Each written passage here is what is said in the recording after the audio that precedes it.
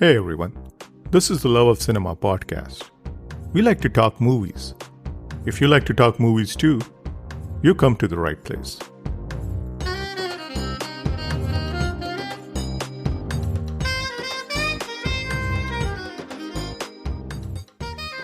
A star does not become a star because he acts well. A star becomes a star when as a cinegoer, I realize that this guy is my younger brother or this guy is my older brother.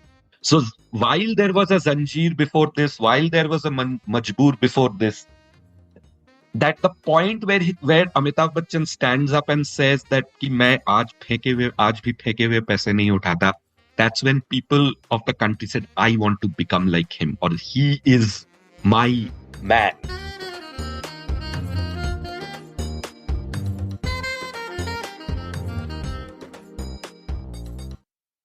By 1975, Salim-Javed were already more than a half dozen films old. And their brand of screenwriting, with its snappy yet often profound dialogue, was already becoming popular. But then, in January of that year, released a film that would become the duo's most storied screenplay and truly catapult them to a league of their own. Yash Chopra's Deewaar remains a landmark film. And when I say a landmark film, I mean a landmark in ways more than one. It is one of the most quotable Hindi films of all time. Even the throwaway lines are extraordinary. The screenplay has become somewhat of a Bible for popular Hindi cinema over the years. But its biggest contribution was the way in which it provided a vehicle for Amitabh Bachchan to become Bachchan. Allow me to explain. Before Deewaar, we already had Amitabh Bachchan, a young promising actor, who had films like Zanjeer, Majboor, and Abhiman under his belt. But Deewaar's Vijay Verma was what transformed him into Bachchan, the icon, the superstar, and for many of that generation, their superhero. One of my favorite scenes from the film is a beautiful tracking shot where Vijay walks out of a bar at the Oberoi Hotel, passing through the long lobby of the gorgeous hotel, looking like a boss. It's a scene that also works outside the context of the plot, allegorically, marking a star's arrival on the scene. Bachchan's swaggering portrayal of Vijay Verma, soaked in self-assuredness and dripping with style, made it abundantly clear that this was someone who was in it for the long haul. Ek lambi race ka ghoda. And as one of today's guests mentions, looking back now, you realize how what Vijay told Rahim Chacha, जो 25 साल में नहीं हुआ, वो अब होगा, held true for Deewaar vis-a-vis Hindi cinema at large as well. This is Himanshu, and you're listening to the Love of Cinema podcast. But before moving on, an important reminder. If you enjoy organic conversations centered on Indian cinema, Love of Cinema podcast was created for people just like you. So if you enjoy the podcast, please do consider supporting the show. Love of Cinema podcast is my labor of love.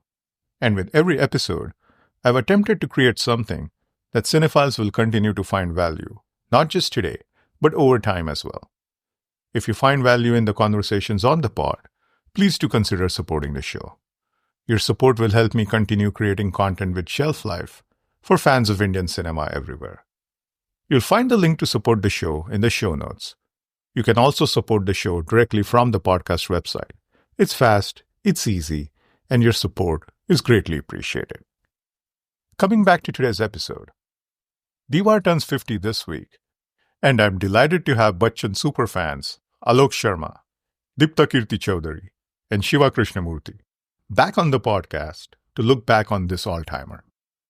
By the way, if you're a Bachchan fan too, do check out the episode on Sharabi that the four of us did sometime back, episode 65.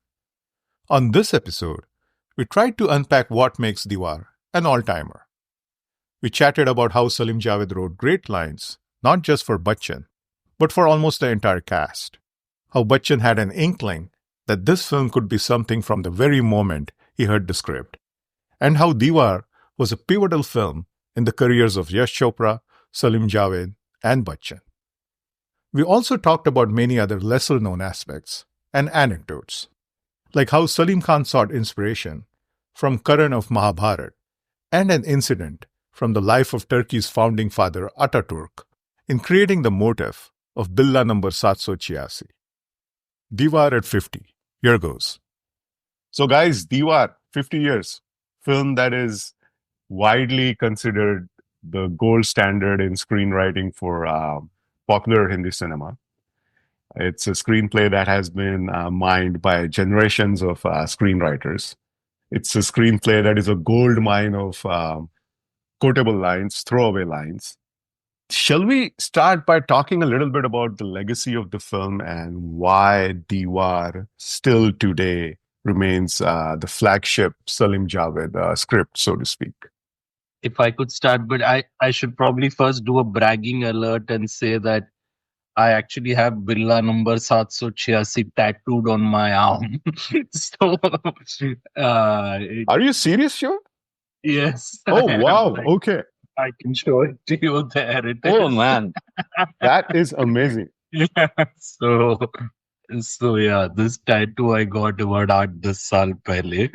I guess that is the legacy of Deewaar, right? I mean, if a movie and a symbol of the movie or a character of the movie is just so impactful that you, in fact, I was recently having a conversation with my 19-year-old daughter, and somehow the topic went to tattoos, and people saying that the hardest thing about a tattoo is what if you end up getting one and then not wanting it sometime in life. So my daughter was asking me, what if you stop liking this movie?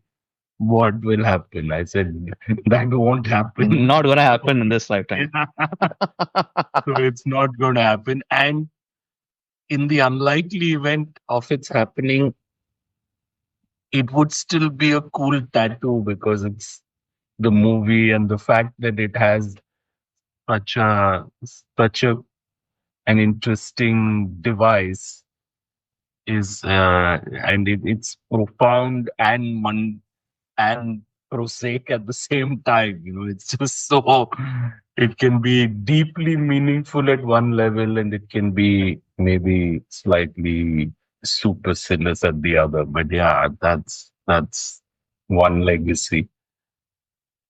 Great. So if anybody wants to shoot Shiva, they better shoot from the other side because he's got a bulletproof right arm. So. I think the legacy of Deewaar is what I was saying, that for 13 years I started hearing the movie released in 75. I watched it in 87. And by the time I watched it, I knew every single line, every single scene. It was like a karaoke express. I knew that this guy is now going to stand up and refuse to pick up the coin. I now knew that this guy will a lambi race ka ghoda. Say, for example, the phrase lambi race ka ghoda. I have heard it so many times. And, you cannot dissociate. It's a regular Hindi phrase, right? But you cannot dissociate it from that fact that it was Vijay Verma and in a way Amitabh Bachchan, who is the archetypal Lambi Race Ka Ghoda. Not last year. This was in 22, October 22, when Amitabh Bachchan turned 80. This Film Heritage Foundation did a back to Bachchan. So they showed a few of his films. And I watched Deewaar after many, many years, after probably 87, again in a theater, in a plush PVR in Pune. And the audience was about 30% people of my vintage who are, let's say, or our vintage, who are people who are in their 40s, 50s and above. And the 3/4 of the crowd, I would say, would be like our children's age, like 18, 19, early 20s, etc. And I mean, I have watched Pathan and Jawan and all the things in Gaiety and Galaxy, but I have not seen, not in a multiplex, the kind of screams that happened when Amitabh Bachchan says, "Ki main aaj bhi pheke hue paise nahi uthata." And I realized that all of us oldies were turning around and looking at that audience because it was actually youngsters who were you know, who are appreciating this. So 45 years or 47 years then, when a film elicits that kind of a response, a cheering, whistling response among kids, I think you could say that it has a decent legacy. For me, legacy is, I mean, the way I look at the legacy of Deewaar, it's very, very different. It's, before Deewaar, obviously there's Ganga Jamuna and other films with anti-heroes, but Deewaar is the rise and rise of an anti-hero, a formula that still is, very much alive, and a format of storytelling that is actually taking the South Indian cinema to, becoming the mass blockbuster, चाहे वो KGF है, or even I was watching Pushpa very recently, and I was like, this is like the Deewaar blueprint throughout, like out and out Deewaar blueprint. So I think the South Indian cinema is still following the blueprint like nobody's business, Shah Rukh's Rais or whatever. I mean, any movie in that genre, if you'll watch, it mostly follows the Deewaar blueprint. In fact, I'll, stick out and say, okay, uh, Scam 1992 is actually Deewaar again. Absolutely. Yeah. You know, so that's the legacy of Deewaar. Otherwise, if you'll say ki how Deewaar has impacted pop culture, again you'll see like numerous spoofs of Sholay and Deewaar. But the thing is, in Sholay the characters are so over the top, na, ki there's so much spoof that has happened. You start laughing when the actual character appears in actual Sholay if you're watching it. Like Gabbar Singh ko now, it becomes very difficult for me to take him seriously. Because there's so much spoof that has happened. But Deewaar, despite all the भाई तुम sign करते हो या नहीं मेरे पास माँ है मैं आज भी फेंके हुए पैसे नहीं उठाता, all those lines have been spoofed so many times in MTV Fully Faltu or so many other movies, comedy movies. Still Deewaar, when you're watching na, it still packs that punch. You cannot laugh at that line. You can mouth that line with the characters who are speaking. You can clap there, you can whistle, but it never sounds ऐसे हल्का नहीं sound करता दीवार का कोई भी. It's like worth its weight in gold. Yeah, it's a film that has aged remarkably well. When I was watching this just a few days ago, and I wonder, what today's generation makes of this film. But we'll talk about that later. But Alok, while you were talking about the inspiration or somewhat similar stories, like Ganga Jamna and even some compare it to Mother India. What do you think? Where do you think Deewaar kind of, strays down a different path? And why is Deewaar today Deewaar? And although, Mother India and Ganga Jamna are good films, but they certainly don't have the stature of Deewaar. I'll play the devil's advocate here. When a Ganga Jamuna came out or a Mother India came out, the scenario was very different as compared to Deewaar.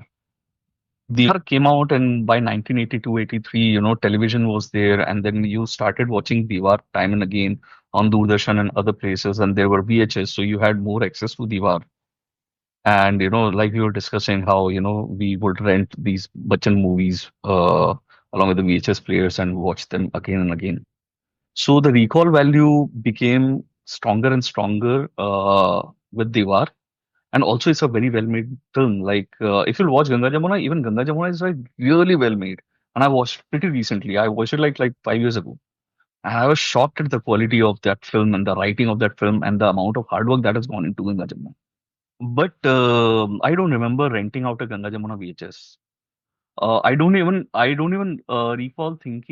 recall seeing a copy of Ganga Jamuna VHS in a VHS store, though they had multiple copies of Deewaar over there. So the accessibility was very different as compared to Ganga Jamuna. Definitely, Mother India was there. Mother India, I think I would have watched around the same time when I watched Deewaar. But that accessibility wasn't there with these films. And then Bachchan, obviously. The reign of Bachchan continued for 20 years, right?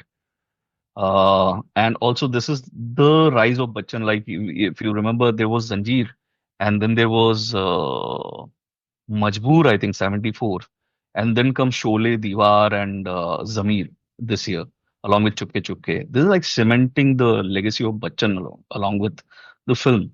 So I have a strong feeling it's the Bachchan magic. Though you said it's not just about Bachchan, but it's out and out Bachchan magic with Salim-Javed and Yash Chopra. that makes it very relevant. Also, the urbanization of the entire story of, two brothers on either side of the law, and how, they come and battle things out. So maybe that. Right, right. Oh yeah, yeah. I mean, definitely, Bachchan is a big part of it. I mean, this is the film that, like you said, cemented his stardom.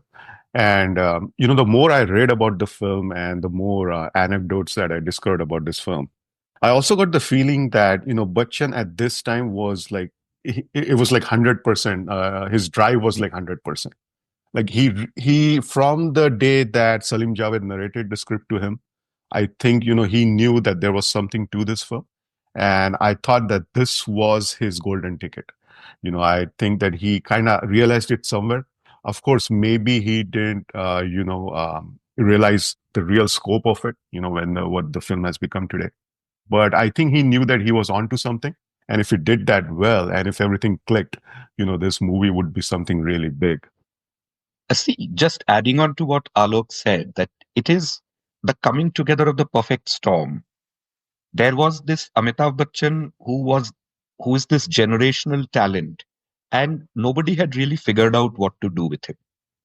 There was this whole the Salim Javed who were for the first time approaching Hindi film writing in a very international, very different kind of a way. And they were getting on board younger filmmakers who could see. So Ramesh Sippy was one such person, and Yash Chopra is another such person who were starting to realize the importance of a script.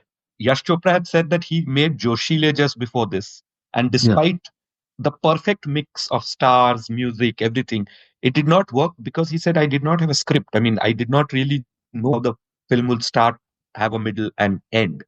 So they were kind of realizing the power of writing and having a proper script and going into shoot with that. And then there was this whole cluster that was of or the what the country was going through.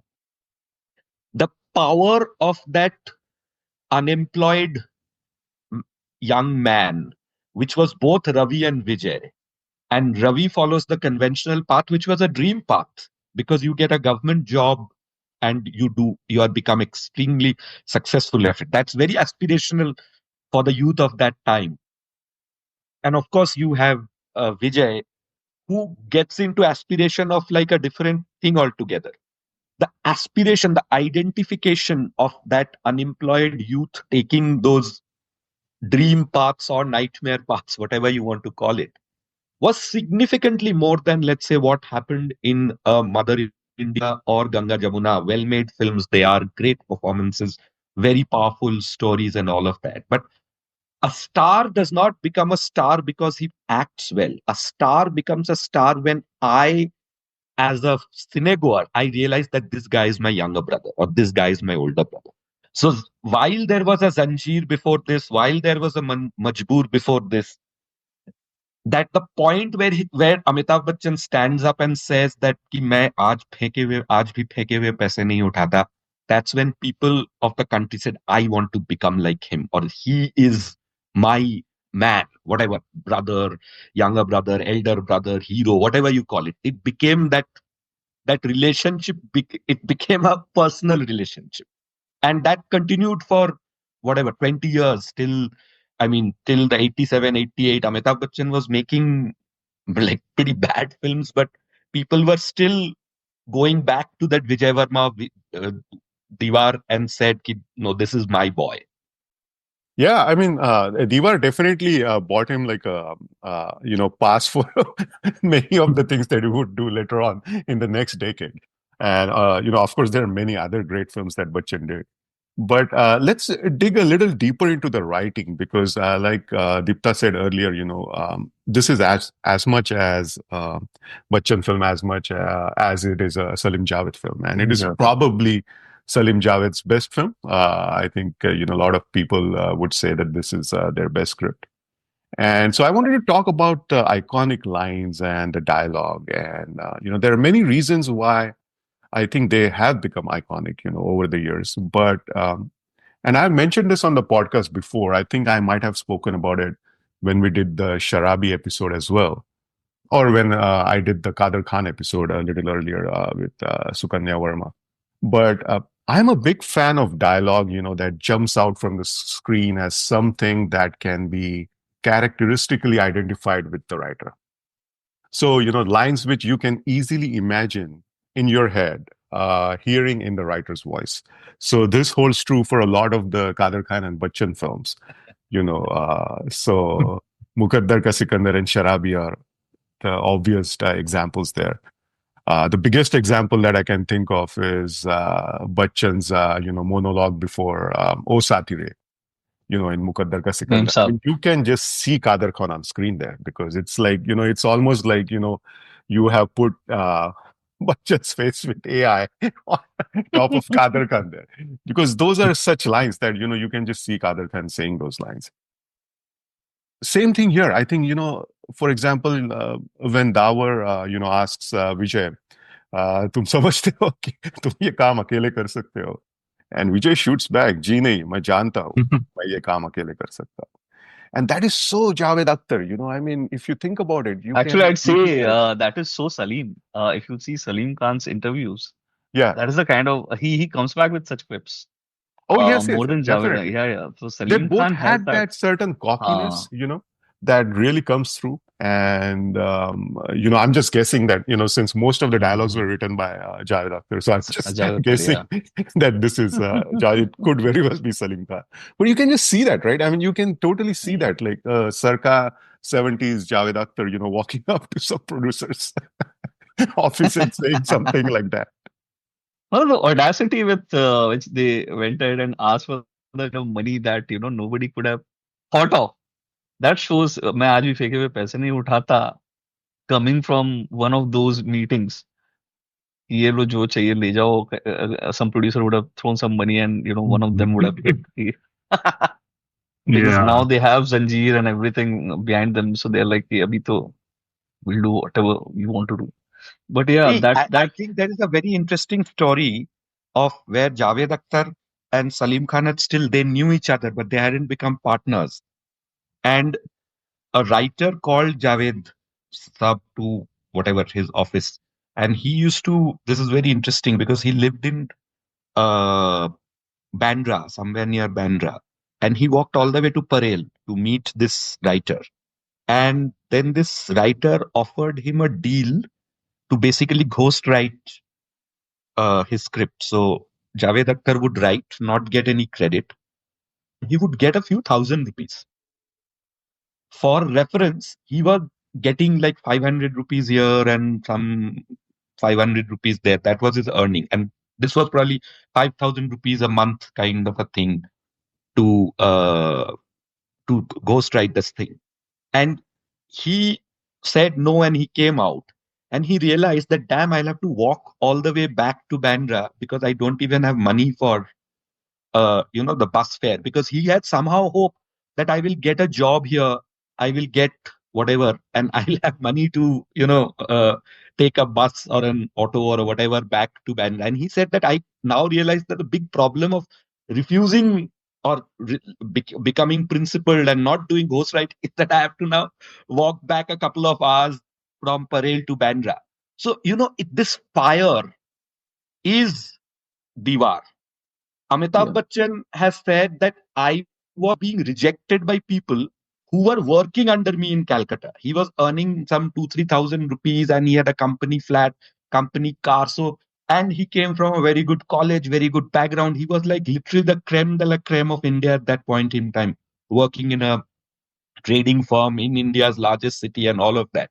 He's, he used to earn some 2,000-3,000 rupees salary.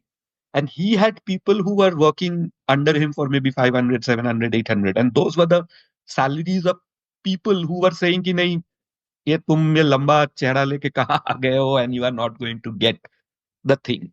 Then there is Salim Khan, who was working with Abrar Alvi. And in one context, he said that one day there would come a day that writers would earn more than directors. And Abrar Alvi said, तुम बोल रहे हो कि writer को दिलीप कुमार से ज्यादा पैसा मिलेगा? दिलीप कुमार को आज 1 लाख रुपया मिलता है. You saying that a writer will get more than 1 lakh one day? He said कि नहीं. दिलीप कुमार को अगर आगे जाके 10 लाख रुपया मिला, तो राइटर को 11 लाख रुपया मिलेगा. That's what I am saying. And he's like saying, ki, boss, don't, you have told me, but don't tell anybody because I really like you, but others will think that you are mad. This was the, the combination, that TNT mix that was happening that produced Deewaar. So when Amitabh Bachchan says, when Javed Akhtar or Salim Khan writes and and Amitabh Bachchan says कि मैं जानता हूं मैं ये काम कर सकता हूं, it's actually the three individuals talking and not only Vijay Varma. Yeah. There's this meme now where a writer is writing and it's like fire on the paper and the pen. It's one of Yeah. those things here. Yeah, seriously. I mean, it's definitely great writing. In fact, there are lots of iconic lines in Diwar. मेरे पास माँ है आज भी फेंके पैसे etc. But somehow I've been fascinated by the not so iconic yet very good lines, and Diwar has arguably more of those. I totally agree. Yeah. For example, when he's the first thing that he does for Dower, he goes to the Samant's garage and he wants to take the Sona back, and he is threatened by Samant's goon saying, "Samant se dushmani bahut महंगी padegi," or something like that. To which he replies with like uber cool swag is, मैं जब भी किसी से दुश्मनी मोल लेता हूँ सस्ते महंगे की परवाह नहीं करता. I mean, these are like such amazing lines. I don't think these are known as Diwar lines, but these are just so amazing, right? For example, the first time he gets Nirupa's new house, they have a really good conversation when he is saying, "यहाँ ये कमरा है, वो है, ये है." And then the exchange becomes a bit serious, saying, when the mom gets suspicious, saying, कहीं तुम ऐसा काम तो नहीं कर रहे जो तुम्हें नहीं करना चाहिए. To which he replies saying, नहीं, मैं ऐसा कोई काम नहीं कर रहा हूँ जो मुझे नहीं करना चाहिए. And these are carefully chosen. He's not saying सही गलत. He's saying जो तुम्हें नहीं करना चाहिए. He says, हाँ, मैं ऐसा कुछ नहीं कर रहा जो मुझे नहीं करना चाहिए. To which he replies saying, अच्छा हुआ, बड़े दिनों से मेरे दिल पे ये बोझ था, or something like that. To which he replies saying, लगता है बोझ हमारी किस्मत में है, मेरे कंधे से उतर के तुम्हारे दिल पे आ गया, or something like that. There are these profound lines which are not quite maybe well known or remembered, and there are also these very swag filled lines. For example, when he surprise or he gate crashes into the lift to meet the Samant for the first time. He says, "सुना है lift की दीवारों के कान नहीं होते." When he said, "Why have you stopped me here?" There are lots of these. Like, I think they say when his dad dies, she says, "ये वो tattoo निकाल दो, वो मेरा बाप चोर है वाला." तो he says, "ने अगर प्लास्टिक सर्जरी करके निकाल दो," समथिंग लाइक दैट. अगर कोई प्लास्टिक सर्जरी से हाथ की लकीरें मिटा दे तो क्या उसकी किस्मत बदल सकती है. These kind of things are probably won't be the top 5 or even the top 20 lines of Deewaar, but they are amazing. They are profoundly impactful, and multiple viewing, just these kind of lines stick. And it's quite a treasure trove of almost everything spoken in that movie is Yeah. amazing. Actually, when Alok was saying a little while back that Deewaar rings truer, and that is absolutely right. Because I've been a lifelong Sholay fan. It's like I used to own a VHS tape of Sholay, and whenever I would have like half an hour, I would put a cassette and watch from wherever it was. So for the longest time, I loved Sholay. I still love Sholay. But the other day, I was making a list, one of those internet things, and you said that you have to name your favorite movie from each year. And in 75, which was the toughest year for me, I chose Diwar after a lot of thought. Because, maybe as a 15-year-old kid, I really loved Samba, Surma Bhopali, Gabbar, Jai, Viru. That was such a carnival. But now, I mean, as I'm turning 50 along with Deewaar, I realize ki boss, that connection between that, the love and yet the tension between the brothers, it is so real that, the jokes, the banter between that, there is like this small thing that when Ravi is going away and Neetu Singh kind of comes to see him off, and Vijay hugs Ravi and whispers saying "Achhi hai" and walks off. This is a, how brothers behave. I mean, beyond Yeah. the मेरे पास sorry भाई तुम sign करोगे या नहीं और मेरे पास माँ है. I mean, those were like real brothers. Every single thing, that the first speech when uh, Ravi introduces his mother and he ends by saying ki खुशकिस्मती से वो मेरी माँ है. And there is a there is that clap, and the clap moves on to the Anand Babu speech, which is one of the best written labor leader, union leader speeches of Bollywood, of That's any a very cinema. eloquent speech. Yes. It's an amazingly eloquent speech. And the Yes. greatest part, that why Diwar is called a perfect screenplay, is that every single scene is a dialogue link cut. There is a clap at the police function. There are claps at Anand Babu's speech. This guy says, Anand Babu ends the speech by saying, "Agar mere आवाज unke कानों tak पहुंच रहा है," and you cut to that, the mine owner's drawing room. He says, "Anand Babu ka koi kamzori to hogi," and we cut to Nirupa Rai. The entire film is shot as it was written. It is like a marvel. Anybody like half aware of the chaos that goes into filmmaking would be just left open mouth at the momentousness of this feat, that it is entire film is written like the way it is. I mean, shot the way it is written. Yeah, I It's just must something add to else. this. Yeah, absolutely. I must add to this. There is a certain tempo to Deewaar, because there's not a dull moment, and this crossover, or whatever you want to call it, editing, or like Dipto described it so well. There are so many examples of "Mere paas maa hai." Once the line is said, the two compartments of a train just come together, and that's the train in which the dad dies. When this guy Shashi Kapoor walks out of this AK Hungal's house, having had that moment of epiphany, and the same steps, then he walks into the police commissioner's office. It's like, it's so cut to cut continuous. So the thing is, the edit of Meanwhile, this film, Vijay lights a cigarette, for example. He lights the cigarette, but that turns into two cigarettes when he's in bed with Parveen Babi. It's like there are so many of these these perfectly, Transitions. Yeah. yeah, it's transition. just perfect. Yeah, sorry, Alok, So you were saying. KG Koregaonkar, who was also the DOP of the film, was one of the lead editors on the film. Yeah. And then there were two more editors along with him. So there were three editors working on the film, and back then they would also edit the film simultaneously, because films are getting shot for a longer period of time. So those edits were very perfectly planned. I'm not very sure if those edits were, written. They were more of a, design shots, and transitions were planned because the script was already there. So you can plan, those shots and edits. I think it's more, the magic was done by Pran Mehra, I think, and T.R. Mangeshkar was there. Yes. Mangeshkar. Yeah, Mangeshkar was there, And and also, look, definitely another person who played a KG big Koregaonkar. role in overall in Deewaar, what we see, and he doesn't get that much credit, is Ramesh Talwar, who was the chief AD. Obviously, yeah. Chief And AD. there are a lot of inputs.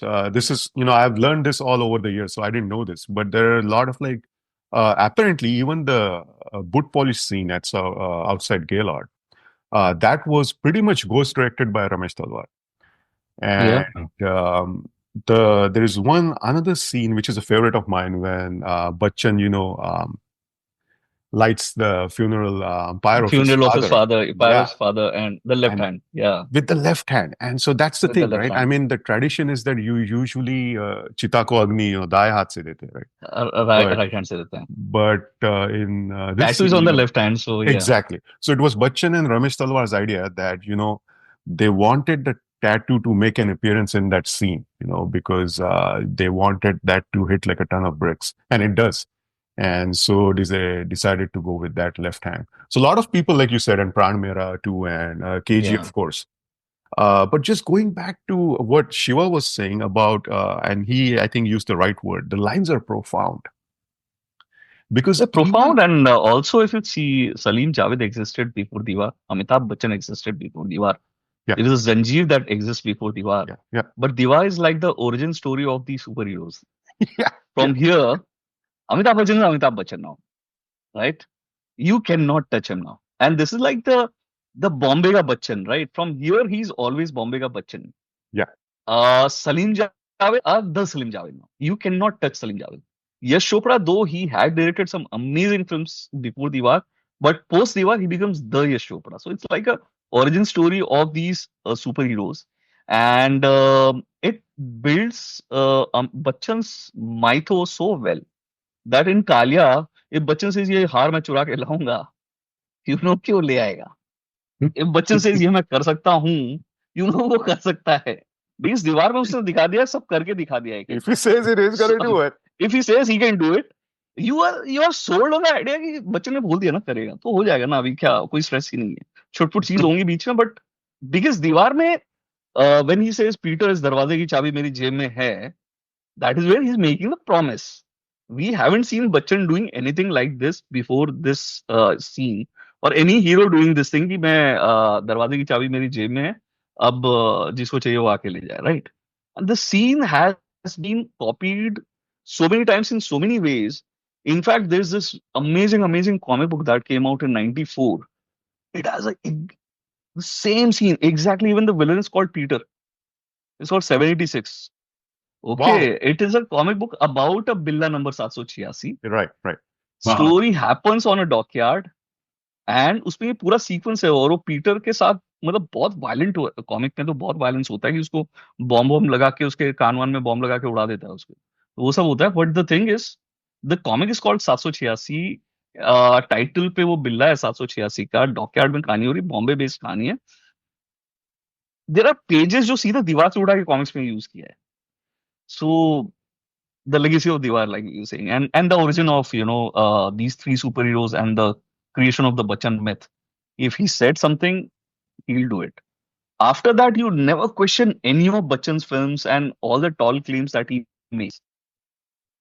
Because Deewaar में already उसने सब कुछ prove करके रख दिया है. तो He has for won me, over Deewaar your is that confidence. origin. So. हाँ, yeah. After this, you cannot question that guy, right? Yeah, That creation going of, back to the Bachchan lines, myth. Yeah. but for a minute, just so many lines, that are not Bachchan lines, and there's like Shiva said again, they're just profound. And I love that little exchange between Shashi Kapoor and that guy who gets the job. Remember when he Yeah. goes for the job interview, and it's just a throwaway, line that ये दुनिया एक third class का डिब्बा बन चुकी है, जगह बहुत कम, मुसाफिर बहुत ज्यादा. But it's such a nice line, and again, that's the kind of line that you take away with you. I mean, it's something that still holds true and will continue to hold true for as long as there is this world. But these kind of lines, and we talk so much about lines for Bachchan and Shashi Kapoor and all that. But I thought the lines for Nirupa Roy are just as good. I mean, when during that whole climax, so to speak, where Bachchan is saying, "Jao pehle is aadmi ka sign leke aao," and all that, and she questions his, the whole, thought process that he's going through. Right? She says that जिस आदमी ने मुझे गालियां दे के काम से निकाला, वो तेरा कौन था? कोई नहीं. जिस आदमी ने तेरे हाथ पे ये लिख दिया, वो तेरा कौन था? कोई नहीं. लेकिन तू तो मेरा अपना बेटा था, तू मेरा अपना खून है. तूने मेरे माथे पे कैसे लिख दिया कि इसका बेटा एक चोर है? And I thought, man, what a line, I mean, that, like, think about what that mother is going through. And then there is another line that she says. It's essentially she's telling Sashi Kapoor that don't let your hands tremble when you're shooting your brother. And I thought even that is like so profound, right? I mean, it's like a mother telling her son that do not let your hands tremble when you're Actually, I'll tell shooting you a at your very brother. interesting thing. I was just telling you, that I watched it much later, but the mythology was such that I knew everything about every major scene I knew. So the line which hit me the hardest was this one, where she gives his holster and his gun to Shashi Kapoor and said, "Goli chalate waqt teri haath na kaapte." And then she follows it up by leaving for the mandir. And she basically, when Neetu Singh's character asks, "Where are you going?" she says कि एक औरत अपनी फर्ज निभा चुकी है, अभी एक माँ अपने बेटे के लिए इंतजार. So that balance, that there is that mother India and a person's mother, and balancing that, because that country was going through that, I am stealing because I am poor and I have a right to do it. This is a very prevalent statement. But here is the mother India saying ki no, whatever the hell happens, that's not right. But it is not said in a preachy way. It's like a gut punch where you realize ki, oh my God, that she has two things. And a very interestingly, I was just reading something where Amitabh Bachchan was talking about his death scenes. And he says that the Deewaar death scene is very, very so impactful, not because of him, but he says that when I die, the scream that Nirupaji does, that she goes nahi, he said that's what makes it, that the tragedy hits home. Because otherwise, he says ki I have done before, I will do later. But that scene stands out not because of me, but because of Nirupa Roy. And that again is a textbook death scene, because death scenes in Bollywood are death scenes pre-Diwar and death scenes post-Diwar. Like after Diwar, I think almost every actor has died a couple of times the way, Amitabh's character dies in the film. गोली लगी हुई है, लेटा हुआ है, माँ की गोद में है या किसी की गोद में है, डायलॉगबाजी हो Agnipath रही है. is Agnipath, yeah, exactly that. absolutely. It is like The an same thing. exact Amitabh Mirror Bachchan image. Yeah. Yeah. doing it in the same way. Exactly. I mean, the story is also very similar. But yeah, you are right. I mean, there have been so many. It's like a template that It's you like a template, ultimately yeah. you fall at your mother's feet and the symbolic forgiveness, and that's the end. Guys, what are your like favorite moments? And let's I know, I mean, there are so many like that are like very cliche, but if you could share one of your a little off kilter kind of a favorite moment. Yeah, Deewaar is the kind of movie which we were discussing. Every moment is great. One is great because it is cliched. One is great because it's not. I mean, it's just full of these things. But one of the themes that I always think about is, I think creative people, filmmakers, etc., they have some pet subjects. For example, either Salim-Javed or Yash Chopra were probably very touched by this whole coal mine workers, right? I mean, ultimately they made Kala, Yes. which was based on this thing. But the Koile Ki Khan that started from Deewaar, and there was a thing going on. But coming to, and another theme is, I don't know whether it was an intentional theme or otherwise, which I find very interesting, is that the way Amitabh's character and Parveen Babi's character meet in Deewaar is almost exactly the same as the way they meet in Shan, because both of them are escaping a hotel in a car, and they have this really interesting and cool conversation in a car. Right? So they hear, of course, he comes out, and then she comes to return the billa, and then they escape, and then they have this conversation. Likewise, in Shan, they're running away after stealing that necklace, and that is amazing. And while the soundtrack of Diwar is what it has at least a couple of pretty good songs, but there is a live song that happens at the Yes. time when Amitabh and Parveen Babi's characters meet, like I'm falling in love with a stranger.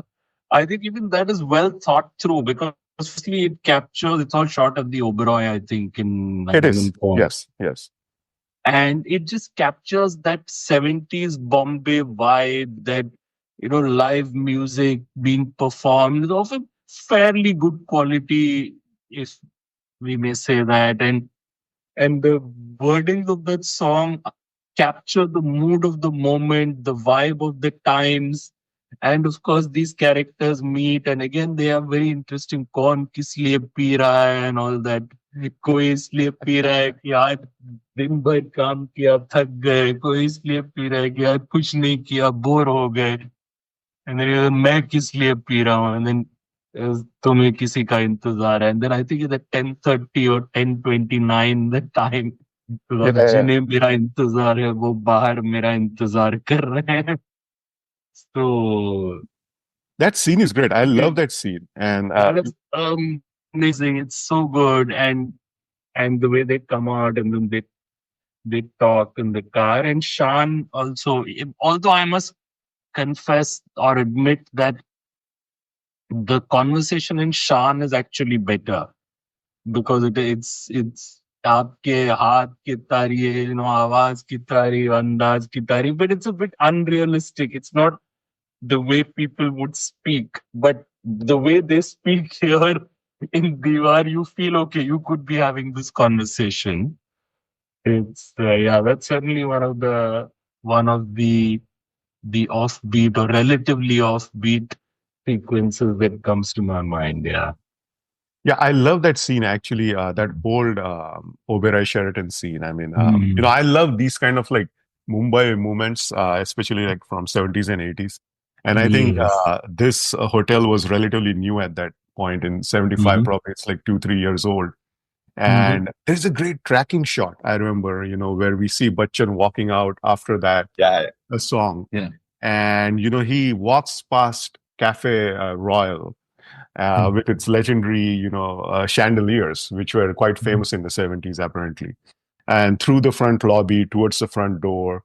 And it really captures the magnificent hotel that was the Oberoi. And it's like so prominently featured in the film. I think, even Dower's suite, Dower's office is essentially a Oberoi suite overlooking Marine Drive. There's the mezzanine pool, the famous mezzanine pool of Oberoi, No ban. where so many songs have been shot. You go there today, you can't help thinking about Deewaar because it's exactly like that still. Because Marine Drive obviously hasn't changed, Express Towers, they're all the same, the swimming pool, and it's just Is the like swimming almost pool still entering there, Shiva? Deewaar. The swimming? Yeah, it's Oh, wow. Okay. yeah. I got to go. I went there a few years back. I think there was some event happening somewhere near the swimming pool. It wasn't quite there, but I made it a point to go towards the swimming pool and then just soak it all in and feel that, okay, very Deewaar kind of feeling.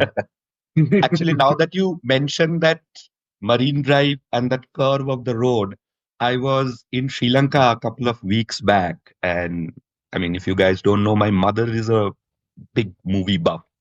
So we were in a hotel, and in Sri Lanka, there is also a road along the sea, and there is a rail line also. So there is a all together.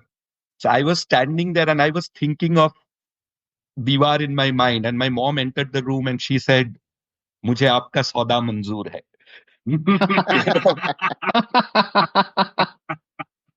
So it was so. I mean, these things are so this stylistic elements that that Bachchan is drinking, and that he's just playing with that billa, and it is kind of yeah, I know exactly what you're playing on saying. the table. And then when he goes off and he misses it, and that's that mythology I think Alok was talking about, that he is walking through this grand setting, and he is, of course, and he walks like, lions walk or stars walk, and all of that. It is those are like the point where as I am talking about it, I am getting goosebumps. So imagine when people of the 70s, when they watch this character like literally bound onto the scene with swag like this. I mean, imagine the impact. one of my offbeat, not scenes, a character is this character of Jaychand, played by the Oh, ever dependable Sudhir. Sudhir. Because he actually, at 2-3 points in the film, he provides that, that half volley for Bachchan to kind of hit it out of the park. Yes. Because he is the one who said कि आपने इसका तेवर देखे, ये मतलब पैसा हाथ में देने को बोल रहा है. And Iftikhar says, हाँ, आप तुम पैसा. And the way he gives that, he almost like pushes the money in that Master Alankar's hand and he takes it.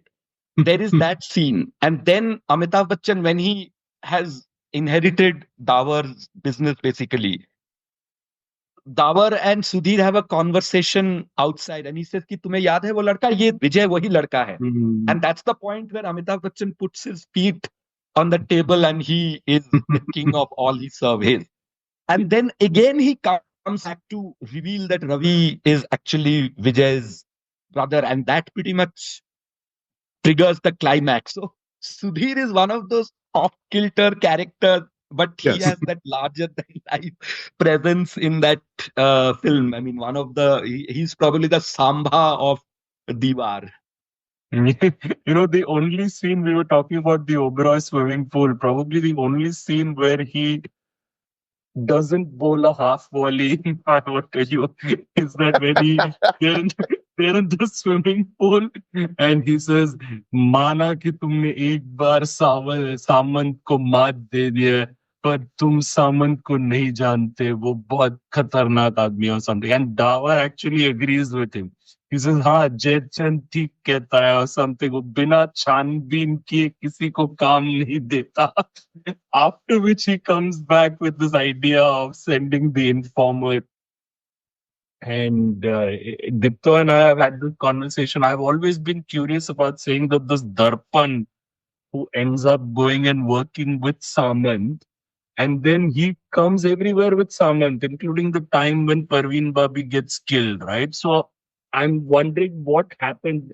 Does Darpan kind of cross over to the dark Samant side, or is he still Dawar's mole? Is one of those unanswered questions. Dipto, you had a thing on it, no theory on it. No, the theory is like that he's just being the best mole because they actually keep getting information. So Samant keeps getting hit by Vijay so Vijay knows exactly where to catch him even at the last scene. Yeah.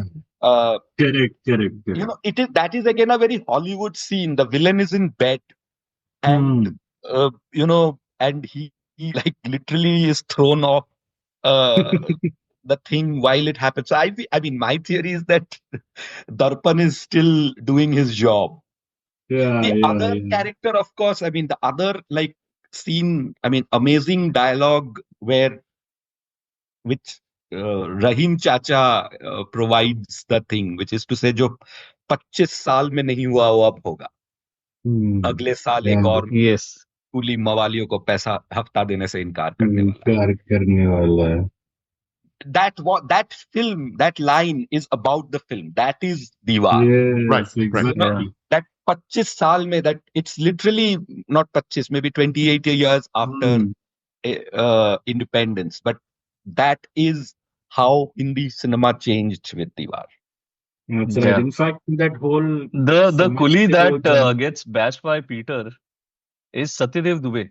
Yes. Gangu. Yeah, one of the Yeah. legendary theater guys. Yeah. I love that scene where Dawar hands over the business to Bachchan because, Vijay. first of all, again, it's like, it zooms out from his office.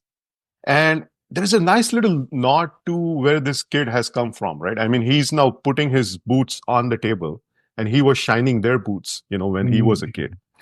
And it just zooms out to give you the picture. And these two guys are, standing in front of the, hallway. And even there, Dipto, I love the way that Sudhir acts, when he finds out that Bachchan is going to be taking over the business. He's a bit shocked, he's a bit disappointed, but he also knows that this was coming. And so, it's like a mix of that. And I always love how these 70s character actors really used to take the acting seriously. Like even when you look at Mohan Sherry, right, Peter, like even he doesn't have that much of a critical role, but even he's putting in a lot of effort, in the expressions, in the feelings that Even he. that guy in that scene, माफ कीजिएगा विजय बाबू, आपको business करना नहीं आता. Oh, When approved. he Yeah, buys, yeah, yeah, yeah, yeah. and Mr. Agarwal. He's a Mr. Mr. Agarwal. But this guy, you, Rupesh They're Kumar, moving the that's the guy who 60s plays to Peter. 70s, these actors. Yes, yes. The guy who plays Peter is Rupesh Kumar, right? That's Mohan Sherry, right? Oh, it's not No, Rupesh. that's not Rupesh Kumar. That's probably Mohan Sherry. Oh, okay. I was still under the impression it's Rupesh. And who's the Dubey guy you spoke about, Anand? That's Gangu, the The guy. Gangu who refuses to pay, like मेरी बहन की शादी है, मुझे गांव पैसे भेजना है, all The those things guy he who tells him. dies. Right, Okay. right. Satyadev Dubey was a big key figure in the Indian theatre, especially Mumbai theatre. So he was a And great actor. In the scene where Samajhte Ho, Jante Ho, another Deewaar thing that maybe Dipta and I have talked about is he says, मैं तुम पे एक जुआ खेलूंगा पर याद रखना एक तरफ तुम्हारे पीछे सामन के आदमी होंगे और दूसरी तरफ police. To which he replies saying, मेरे पीछे तो सिर्फ मेरी किस्मत होगी, Dawar Saab. So we often wondered whether he means that my luck will be behind me, as in backing me, or my luck will be after me, as in chasing me or something. So, but Dipto felt it's a positive. My luck will be behind me, right? That's what you felt. Yeah. So as Backing is me, I obvious think. that Shiva Backing and I me, have yeah. been talking about pretty much every frame of Deewaar for the last 25 odd years that we know each other. So there is very little we have not discussed. Yeah. But another scene that I really love in Deewaar, and it's again a cinematographic marvel. It's a silent scene when Shashi Kapoor comes to, take Amitabh Bachchan wala case from his boss. It's just one take. It's a single long tracking shot, the entire walk into the office of the, commissioner of police or whoever that person is. It's one shot, one take, one long, take. And it also denotes what's going on in, Shashi Kapoor's, Ravi's character's mind. Basically, this is like now he knows what he wants to do. So that is one shot, and I noticed it much later in life. It's a single take. It's like a one long shot. So that is one shot, and another one, other favorite was this one only. The माफ कीजिएगा विजय बाबू, आपको business करना नहीं आता. What a scene! धंधा करना नहीं आता. धंधा करना नहीं आता. That's a great scene. That's a great scene. And again, that's a great scene. to KG's credit, there is that reflection of the building. It's shade, Yeah. when just before Bachchan walks off. And even that building, guys, do you know an anecdote about that building? That building Is still it stands. one of those Cuff Parade skyscrapers? No, this is by Bandstand. It's a building called Uh, Seabird. It still stands there. And it's Uh-huh. the same building where in Dawn, Bachchan is trying to climb up with a rope and Zina clips his rope and then he falls down. It's the I same didn't building. know that. And that Achha, building is still where there. So if you guys want to go DSP there and take a picture. Well, it's called Seabird, is it? Seabird, yes. Yes. Seabird on Yes. Bandstand. It's by Bandstand. Wow. Yes. Oh, okay. Yeah, one really funny thing that is a favorite bit of mine of that poolside scene with Iftikhar, Jaychand, Vijay, is that what is Iftikhar wearing? I mean, it's like a pool robe that looks like a toddler suit made for grown-ups, I mean, it's like crazy. It's like a toddler night suit that he's wearing, but only like grown-up size. And the whole thing, that wardrobe is like crazy at many different places, but this was the craziest part. Yeah. I was also thinking that Deewaar was probably, I don't know whether it was necessarily conceived that way by Yash Chopra and Salim-Javed. It was probably first of a trilogy of Deewaar, Trishul and Kala Patthar. And so Deewaar, Trishul, Kala Patthar, Salim-Javed, Yash Chopra. There is a Vijay who's this intense, brooding character. And there's a Ravi, Shashi Kapoor, who's the perfect foil. There is Vijay and Ravi in all three movies. They are both Amitabh and Shashi Kapoor. all the songs are picturized on Shashi Kapoor. Deewaar, there's no song. Trishul also, there's no song really picturized on Amitabh except the verse in that Mohabbat Bade where he is like the anti Mohabbat kind of a guy. And Yesudas does the voiceover for him. Or the same playback he does for Sanjeev Kumar also, which is his dad. And then in Kala Patthar again, there's no song. So this whole Vijay Ravi yin yang with Salim-Javed and Yash Chopra and the coal mine lurking around somewhere, and all the character actors, they're all almost entirely. There is Yunus Parvez in all three. There is, there are all these characters who are there in all three of them. Many characters are there in all three. Iftikhar is there in all three. Iftikhar incidentally plays Amitabh's dad in Kala Patthar, that army officer or some brigadier or somebody like that. So I'm sure it ended up becoming a trilogy. I'm curious whether it was conceived that way. Yeah, it totally makes sense what you're saying. I mean, I never thought about it like that, but now that you say that, it definitely makes sense. And the Vijay of Kala Patthar, I think that there is definitely some, parallels between him and the Vijay of Deewaar, because I think just the whole manic energy of the Vijay of Deewaar, that's kind of channeled in his primal scream in Kala Patthar. Some of my favorite scenes, which are, a little bit off the beaten path. One scene that I really like is the scene that follows the final rites of Satyan Kapoor, where Vijay goes back to Anita and he seems to be telling her that, how that tattoo on his forehead has traumatized him and dictated his whole life. And she asks him, why he doesn't get it removed. And like, Dipta said, mentioned before, he says that it's not just rendered on his forearm, but it's on his soul. And so there is no plastic surgery that he can do to get that removed. And then what follows is my favorite bit. Anita, goes on to kiss his forearm, essentially indicating that she is ready to accept him the way that he is without allowing that tattoo to be a symbol of shame for him. And there is a certain acceptance that is mutual on both sides, right? I mean, Bachchan is accepting her as she is. She's accepting him as he is. And I think this scene is kind of the culmination of that. So I really love that scene. It's these small scenes are just as impactful, I think. And then one more scene is where he flings Madan Puri to his death from the penthouse in a blue underwear, mind you. And and then Bachchan, wipes off the sweat off his forehead by the barrel of his gun. Yeah. And, that again is some, there is a nod there to, again, like Kismat or Naseeb or something, that he's doing this, where he does this. So I love that scene as well. Speaking about locations, the house that Parveen Babi lives in is also one of those, seaside apartments of 70s Bombay, I guess. And there's also a good line thrown in there on वो सपना ये साड़ी नहीं सपना है मेरी माँ का जो बरसों पहले टूट गया. To which he says again, Dipto and I were exchanging some messages on this one.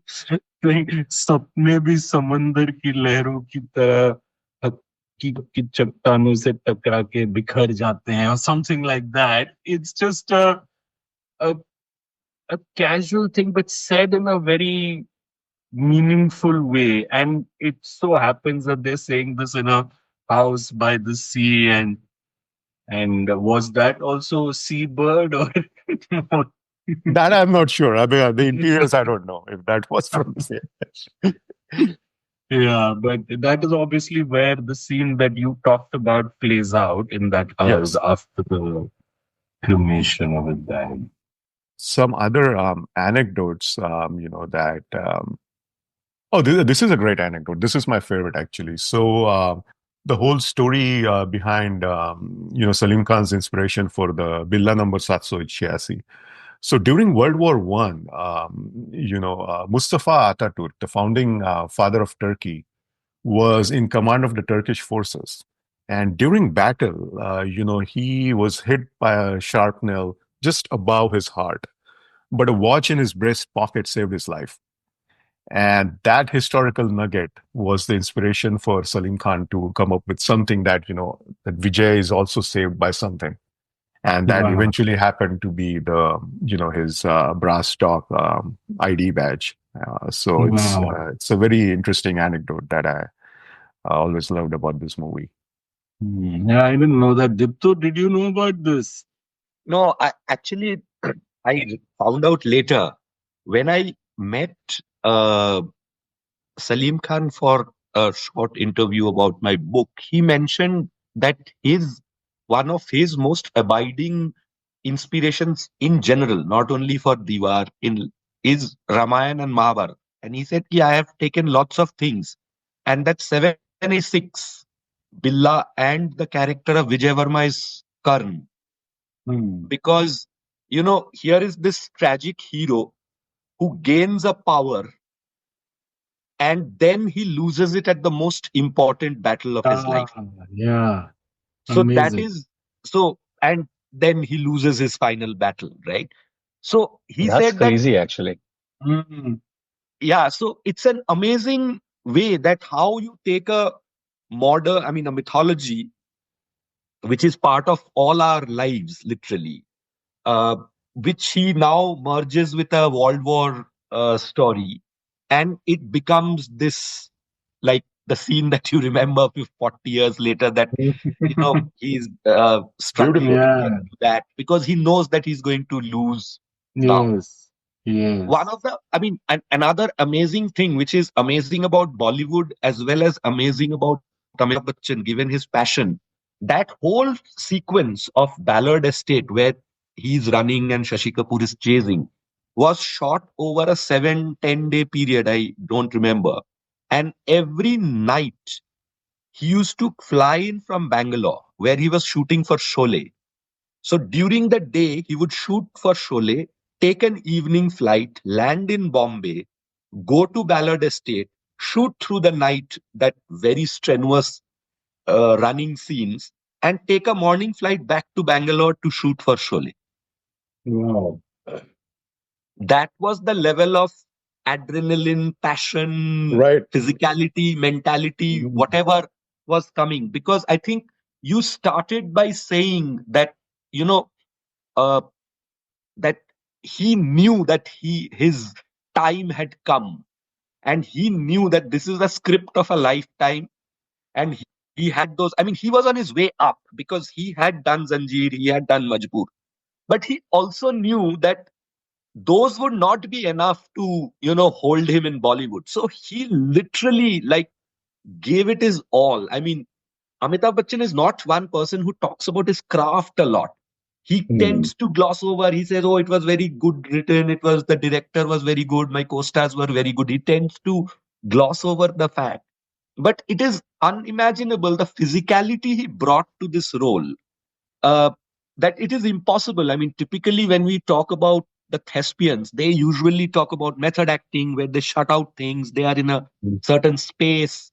You hear that Amir Khan did not have a bath for some 7 days when he was shooting the climax of Gulam and stuff like that. Now, here was a guy who was like sleeping in the flight literally and shooting two of the biggest hits of Indian cinema, not of that year, like ever. Mm. And both I do not know exactly what he was shooting for Sholay during that time, but you could say that that was another perfect script and performance, and here was yet another perfect script and performance. So it's like magic.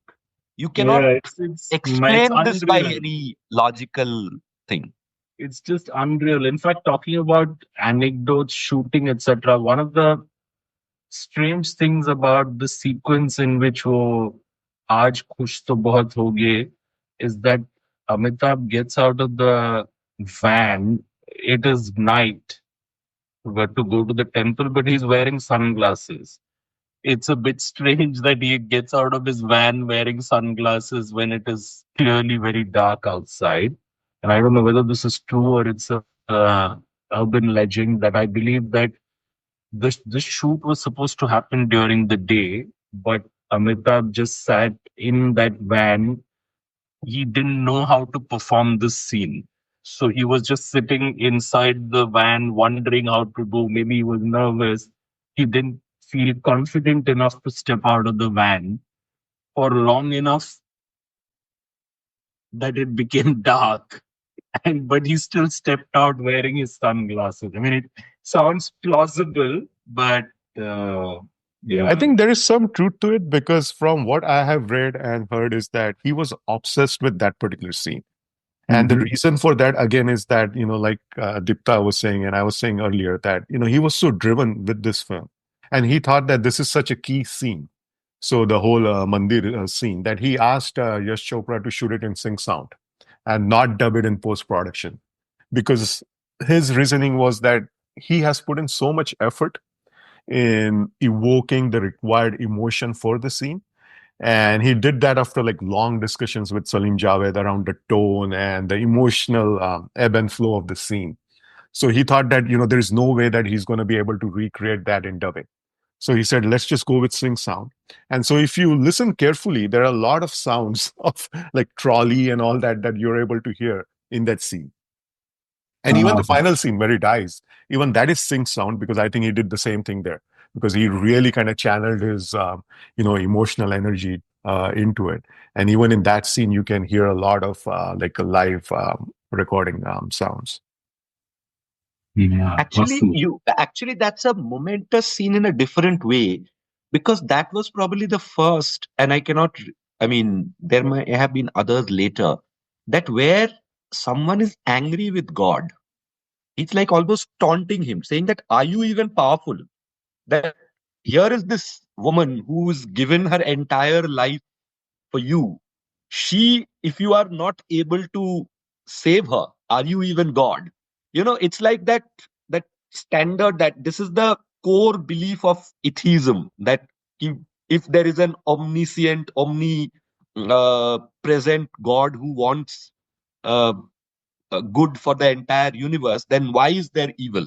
This is the core tenet of atheism. So that is what he says. That saying you are not able to treat or uh, keep if you are not able to keep your biggest devotee alive, what use are you for? I mean, a human saying that to a god in the context of how God normally appears in Hindi films. This is like a very different, very uh, unusual scene.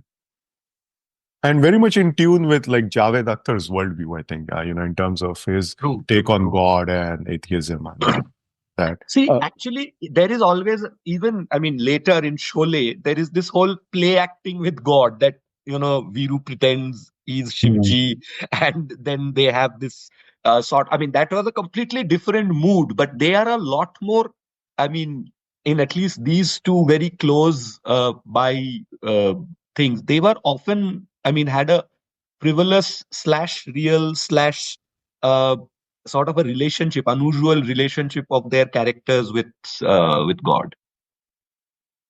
Have any of you guys seen a movie called Do Ustad? It's, I believe it's a 50s film with Sheikh Mukhtar. And there is a very similar scene in a temple, where he's blaming at that point. Jagdeep and Sheikh Mukhtar, right? Who's the first person you said? Jagdeep and Sheikh Mukhtar. Oh, you know what? Is Jagdeep the little kid? Yeah, I think so. There's a little kid And in then that scene. and then the Sheikh director Mukhtar is remade the essentially same film. right. Yeah, Sheikh Mukhtar is essentially, blaming Shivji for taking away his yeah, wife and his kid. yeah. And then the Yeah. kid says, no, he gave you, somebody to fall in love with. And he Yeah. gave you, me, I'm also a kid. So it's a very interesting scene. And I don't know if that was a direct inspiration for that, but it's a very similar scene in the sense that Very that's similar also a scene, shoot yeah. that. And if I'm not wrong, Javed Akhtar was associated with Dostar in some way. I don't remember exactly. I Okay. Then remember probably there is listening to something this to it. story from someone, Jagdeep Saab only, I think, once I met him. And Dostar was remade later on by the same director, a film called Dada, in which Sheikh Mukhtar's role is played by Amjad Khan. Amjad Khan. I have seen Dada, Yeah, incidentally. Dada na. So those are Dada are more or less the same story. Is Dada the film that's made by Ritik's grandfather? J. Om Prakash? जीवन प्रकाश की सारी films का नाम ए से रहता था, I think, Acha, okay. Right? Correct. Yes, होता हाँ, था. That's Okay. right. ए से रहता था. तो दादा विल बी लाइक ए दादा. तो Okay, that might be so. yeah. But yeah, that again is a great scene, that Mandir scene. And But yeah, when you're talking sorry, about go ahead. similarities, now there was something that it hit me during that Durga Puja only when I watched Deewaar for the first time in that open air theater. So Deewar's opening credit music gets reused as it is in Yarana. Yeah. And later on, I realized it's reused in several films actually. Yes. Starts with Joshila. Yash Chopra, R.D. Burman, the same team. So Joshila had the same opening credit, then Deewaar, then Yarana, and then Ganga Meri Ma, I think, if I'm not wrong. It's Shatrughan also Sinha used in film. a lot of Marathi films, actually. That Yeah. yeah. So whose music is that exactly? Oh, that is R.D. Burman's music. That's R.D. Burman. Yeah. But then It was how did they use it in Yarana, which is like a Rajesh Roshan film? a good question. There's not too many instances of Rajesh Roshan using other people's So music. R.D. Burman is like small fry in that case. Yeah, true that. But three of these films are by R.D. Burman. Joshila is R.D. Burman, Deewaar is R.D. Burman, and Ganga Meri Ma is also R.D. Burman. So तीन का तो समझ में आ जाता है कि it's the same guy, reusing the same music. But Yarana is like, I don't know. Interesting. Yeah, I think it almost became like a generic. I mean, speaking about title, of course, the Sholay title track is so iconic and distinctive. But I'm just trying to think about the Deewaar title track, and it's not very readily coming to me. But yeah, I think I know what you're talking about, Alok. It's that generic. Yeah, it sounds like a very generic library, kind of a piece of. But to be honest, it suits Deewar's theme really well out of all the films, out of all the four films that I've said, because there's like really nice violin piece there. There are like some really nice emotional music, or music that breaks your heart kind of a music. Yeah. So Deewaar, Yarana, and which are the others? Joshila and Ganga Meri Ma. Ach. Guys, I wanted to talk about a little bit about the wardrobes because 70s, it's like just crazy, and especially those huge ass collars and Bachchan's bell bottoms, and I always found it funny, the movies where like Bachchan is like wearing his pants like little bit under his like chest, it's like it's like so all the way up that it's almost like a jumpsuit. So I love those. And there are quite a few instances in this movie. I remember that Bachchan is wearing a polka dot bow tie when he meets Parveen Babi. But he pulls it off. That's only he could. So, I mean, I can only think of one other person who would be able to pull that off. That is probably Govinda. But, Bachchan really pulls it off.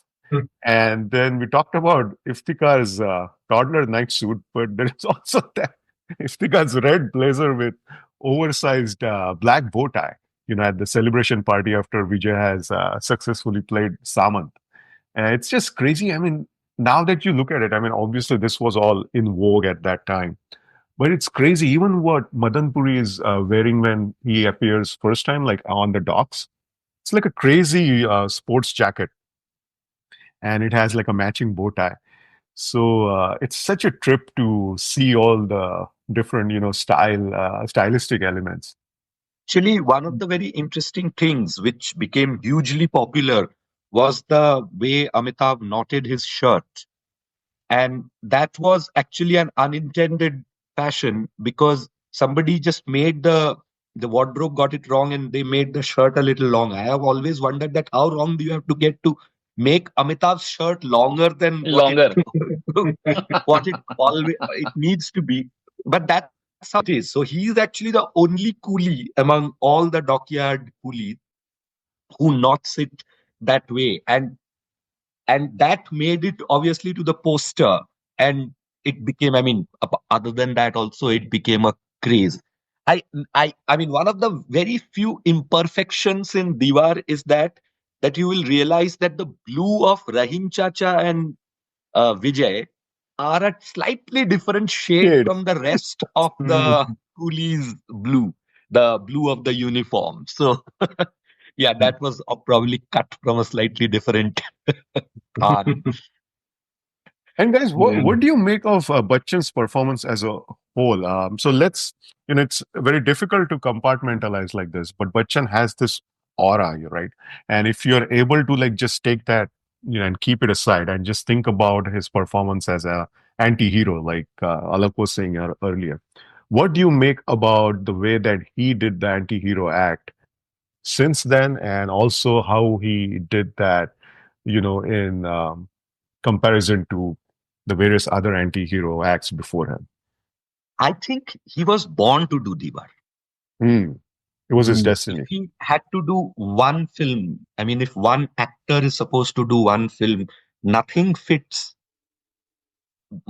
Deevar more than Amitabh Bachchan, which is probably the reason that when Salim Javed first had the story of Deevar, they first went to Amitabh Bachchan. They said that I have a script for you. Listen to it. Then they walk over. I mean, it's like one of those dreams that you can imagine, that they tell him the story and he like realizes, as Alok was saying, that it was probably one of those scripts of a lifetime, and they walked over to Yash Chopra's house, which was something called Girnar Apartments, which is still somewhere there in the Pali Hill area, that building. And they said that here is a script. That point in time, they were shooting a film. Amitav and Parveen Babi were shooting a film called Gardish, which was directed by Pran Mehra, Yash Chopra's editor. And then they basically figured out that this has to be made. That whole combination of Amitabh Bachchan, the actor, and this, the script, and Yash Chopra being the director who could do it. Now, here the only thing which is a mess here is that when they go to Gulshan Rai, the producer, he says that, look, I already have Rajesh Khanna's dates. So can Rajesh Khanna play the uh, Amitabh Bachchan's role?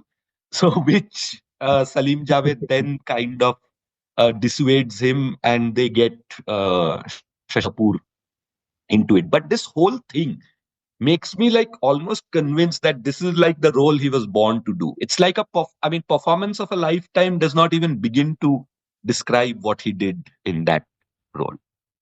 Yeah, totally. I mean, anti-hero that you root for, it's just the perfect example of that. You just want I mean, if you look at the full movie, Diwar, Amitabh's character is never shown to be enjoying all his riches, and it's like nothing really good happens to him except, say, the relationship or the romance with Parveen Babi. Otherwise, he's saving his brother from his own, his own partners. He is looking out for his mom and has an argument with God for that. And then he's the only person he really harms is Samant and his goons who are not good people. So it's like you're just rooting for the characters so much, and I think that's what really draws you to the characters, and you want this character to something good to happen to this character, but it never really happens. Even the Parveen Babi thing, when they're about to get married, it doesn't happen. When the redemption is about to happen, it ends in death. So I guess it's just that longing, that unfulfilled longing that something good should happen to this character. It just makes you connect with it so much that it's the ultimate, call it anti-hero or whatever character is just bang up trend. And the deadpanness of it, ironically, the more deadpan it, the more seriously it's taken. Like, Samajhta nahi janta. I mean, it couldn't have been more deadpan than that, the way it's said. But the fact that it's said that way makes it taken very seriously. So yeah, there's just so much about the character or the perfect match. Yeah. I agree. I agree. If not Amitabh Bachchan, क्या कुछ हुआ होता. But to think Amitabh delivered 4 films in this year. There's Sholay, there's Deewaar, Chupke Chupke, and Zamir. Like Zamir is a film that doesn't it? It's due actually, to be very It's a honest. good film. Yeah, it's a good film. Crazy, B.R. crazy film. Chopra, right? Yeah, B.R. Chopra, and to do a film while you're doing Sholay and Deewaar, knowing what you're doing is Sholay and Deewaar, and also doing a Chupke Chupke along with these 2 films.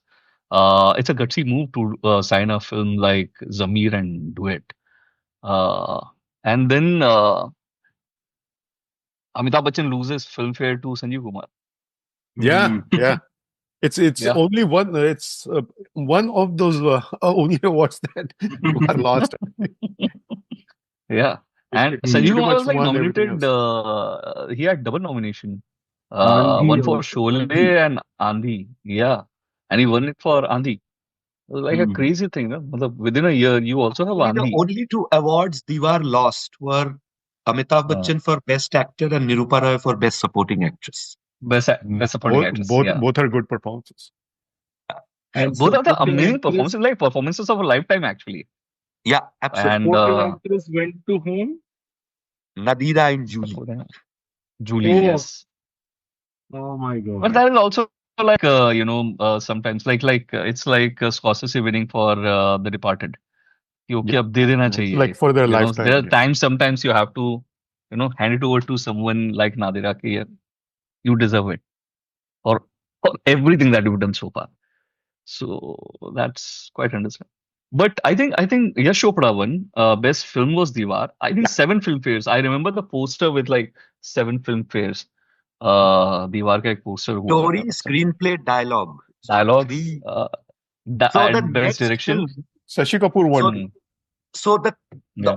the next film after Diwar to win all 3 writing awards was Three Idiots. Oh wow. Okay. So It 30, took around 35 years. 35 years later.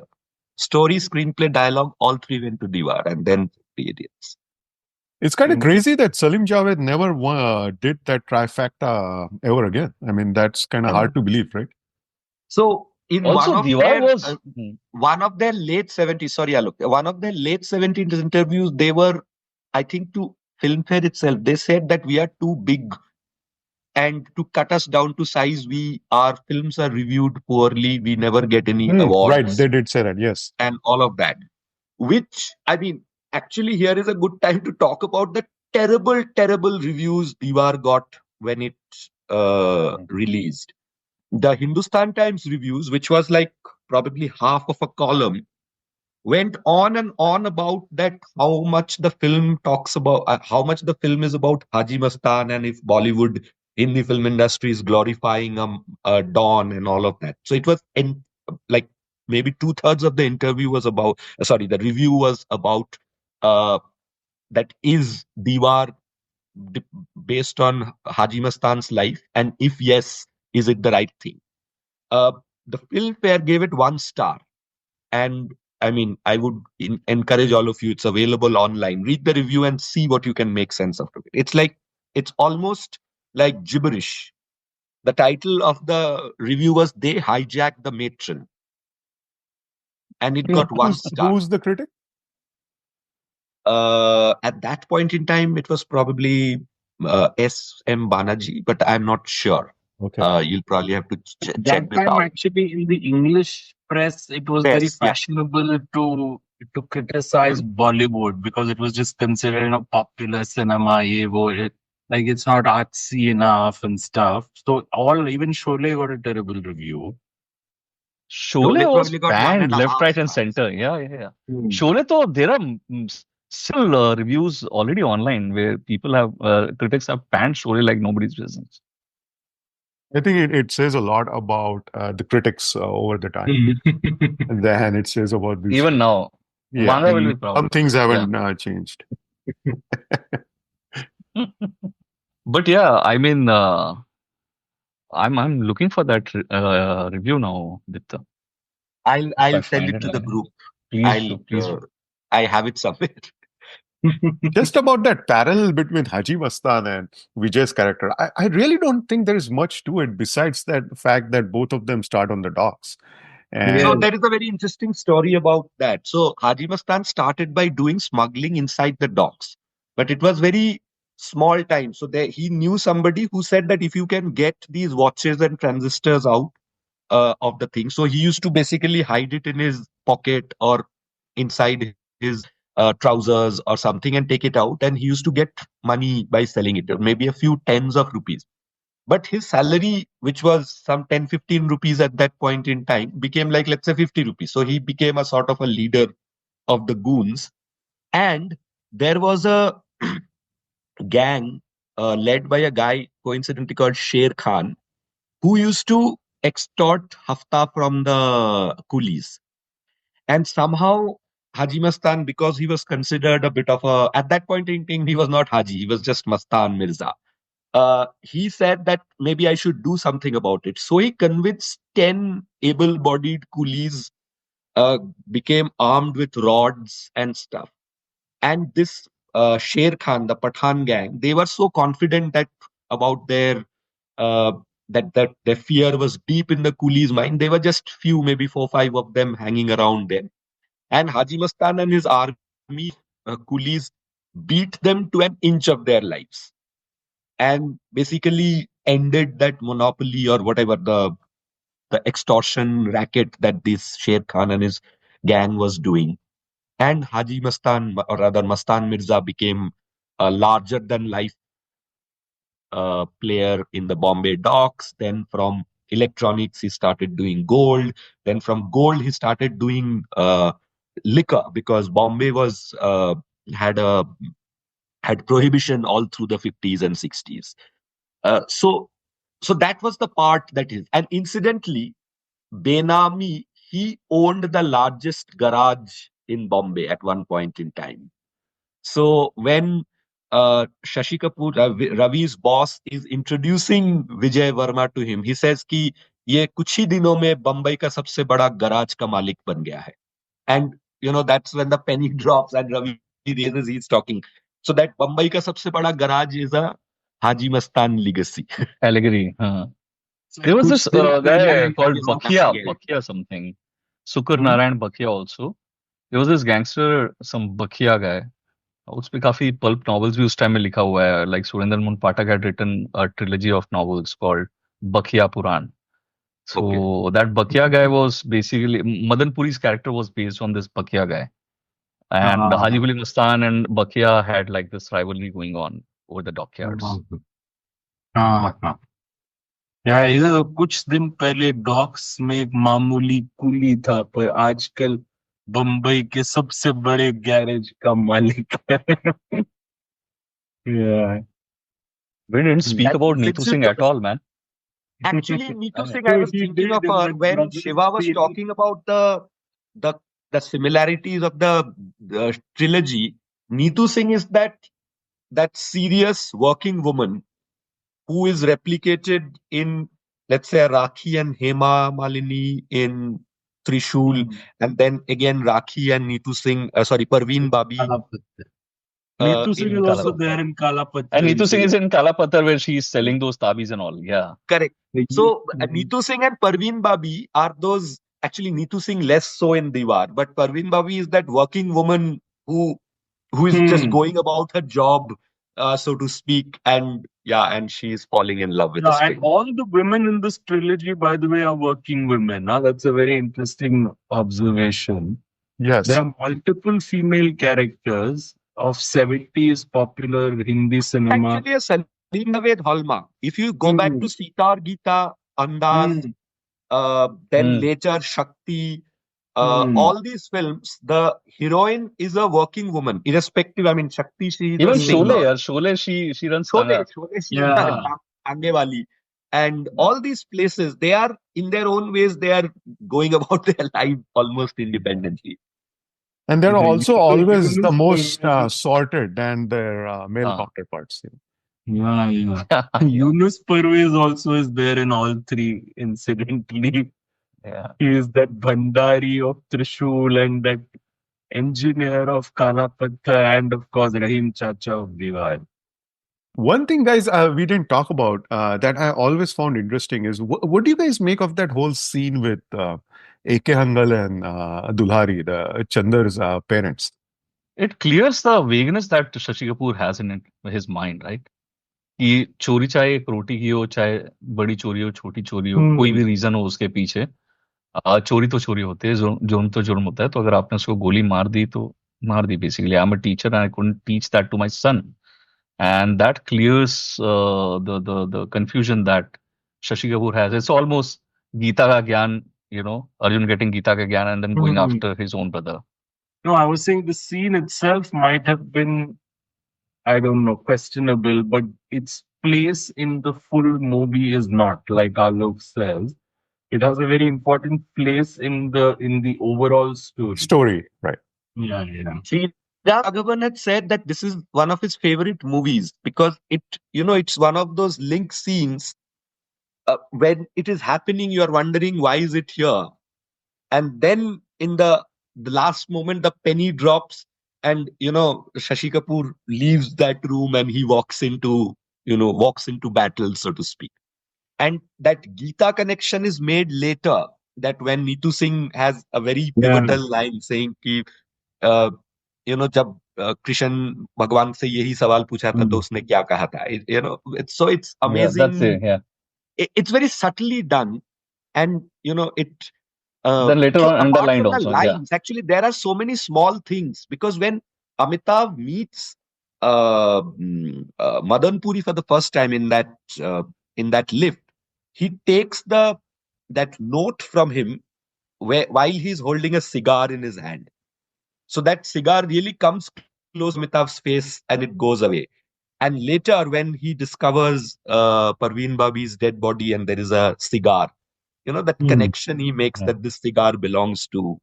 Uh, so these very small details, they are not overt. Like Shiva was saying, that if you keep listing the great things about Deewaar, it would not feature in the top 20, 50 or whatever. But each element, whether it is an editing or the writing or the direction, they just all come together in like a perfect match.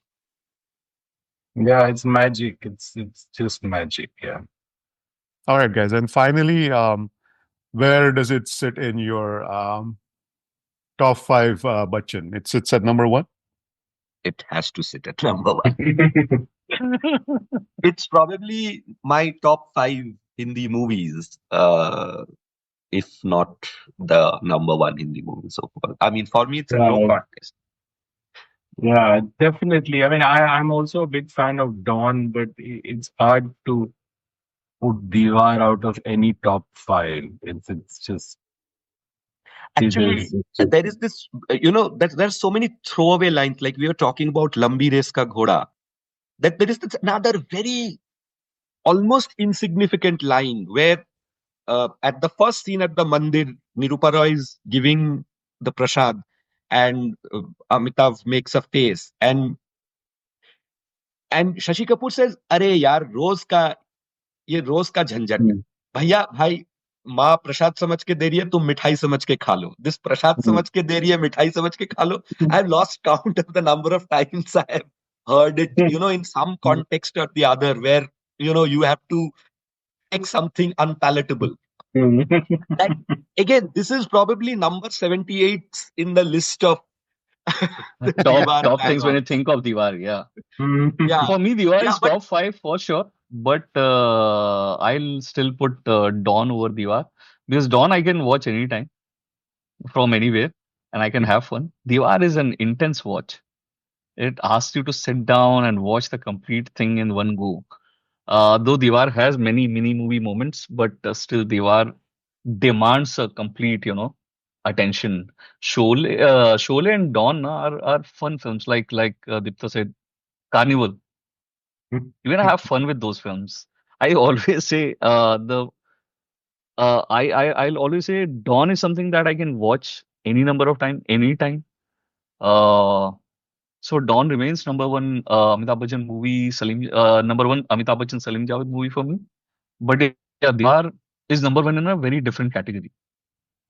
So I'll have to like categorize it separately. So it's definitely in a top five Hindi films and one of the top-notch Bachchan performances. Yeah, definitely top five for me. But I'm a bit biased or partial or whatever. I watched Agnipath first, and that movie has just stayed with me when I watched it as a kid. And so for me, Bachchan of Agnipath is probably what Bachchan of Deewaar is to you, Dipta and Shiva. But, of course, Deewaar is just a fabulous film and it sits in top five, no doubt. But for me, Agnipath is just something else that, I always connect with. So Agnipath and Dawn are two. I mean, I love Dawn. Hey, we should do an episode on Dawn sometime. Yeah. Dawn, we should try and we Great. should try and Chandra Barot as well. Oh, man. Yeah, what a guy, man. What a guy. Yeah. It's The only movie he made, right? yes. Yeah, he was making another one with Devanand, I think. He had a couple of credits, but I have Yeah. not even heard. I think he passed. Yeah, so I think other people like finished them or something. But yeah, Dawn is some movie, and there is a lot to talk about that as well. Thank you so much, guys. This was fun. Have we left out anything? If you guys want to add anything else, please, by all means. They have covered everything and had a really, really great time reliving. As I was saying that Shiva and I have been doing this for a really long time. So great to do it again while being recorded. So thanks a lot, Himanshu. Absolutely. Thanks for doing this. Thank you, guys. Maybe sometime, when I'm in India next time, we should all talk Deewaar over a couple of beers. Maybe that would be- At Oberoi. next to the at Oberoi. Let's do it, Dipta. Let's do it. Yeah, let's do it. Yeah, let's do it. Yeah. Let me get my polka dot bow tie ready. So Sony TV once gave away those brass 786 ka bill. oh yeah, I remember that. Really? Yeah, Remember that? I had it. I don't know where I've kept it or I've lost it. Were I they kept it, actually like, on my brass or they were work the desk. steel thing? Brass, yeah, brass. Proper weight tha usme. Oh, Yeah, अच्छा weight man. tha. That's I had awesome. that one. Yeah, must be hidden somewhere. But crazy that and very well made. Thank you so much, guys. Thank you. Great. Thank you. If you liked the episode, do consider supporting the show. Your support will help me continue creating content like this. You can find the link for supporting the show in the show notes and on the pod website. Also, do share this episode on Twitter, Insta, or Facebook. And do subscribe, rate, and review the pod wherever you listen to your pods. You can follow me on Twitter and Insta at loveofcinemasf8. Feel free to reach out there or by email with your comments, feedback, and suggestions. You can find my email in the show notes. That's the episode. This is Himanshu signing off. And as always, thank you for listening to the Love of Cinema podcast.